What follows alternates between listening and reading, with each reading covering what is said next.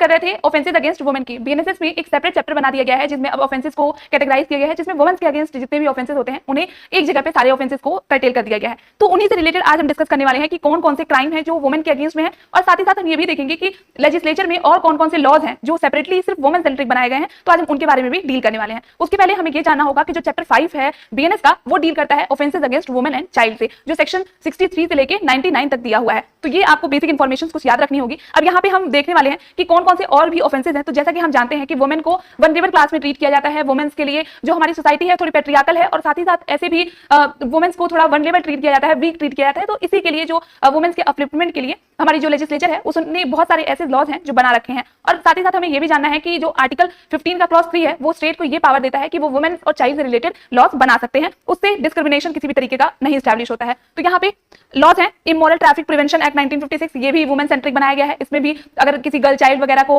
Traffic किया जाता है तो उसके लिए हार्श पनिशमेंट्स दी हुई है। यहाँ पे नेक्स्ट लॉ है डाउरी प्रोहिबिशन एक्ट 1961 का।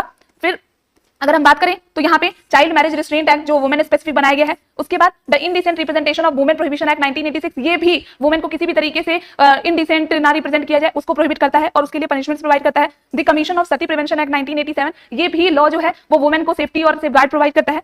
नेक्स्ट है women of the protection of women from domestic violence act 2005, तो ये वुमेन्स को किसी भी तरीके का उनके जो हाउस होल्ड है, शेयर्ड हाउस होल्ड में किसी भी तरीके का उनके रिलेटिव्स के द्वारा डोमेस्टिक वायलेंस ना हो। और इसमें वुमेन्स की जो डेफिनेशन है वो बहुत ही ब्रॉड है। इवन किसी जो लड़की अपने माँ बाप के साथ भी रह रही है, अगर उनके साथ भी किसी भी तरीके का डोमेस्टिक वायलेंस किया जाता है तो उसमें वो वुमेन्स भी कवर होंगे। सिर्फ ये नहीं कि जो जिनके द्वारा इन लॉज के अगर उनके डोमेस्टिक वायलेंस कर रहे हैं तो वही। तो यहाँ पे डेफिनेशन को बहुत ही वास्ट किया गया है। अगर हम नेक्स्ट बात करें तो यहाँ पे sexual harassment of women at work place prevention prohibition and redressal act 2013, ये भी वुमेन्स को वर्क प्लेस पे उनकी सेफ्टी प्रोवाइड करता है, सेफगार्ड प्रोवाइड करता है और पूरी तरीके से मैनेजमेंट और उनसे रिलेटेड अगर कोई ऑफेंसेस होते हैं तो पनिशमेंट्स के लिए भी बताता है। तो ये थे जो वुमेन्स के लिए स्पेशल लॉज बनाए गए हैं, स्पेशल इनैक्टमेंट बनाए गए हैं। तो नेक्स्ट क्लास में हम अदर टॉपिक्स को डिस्कस करने वाले हैं। तब तक के लिए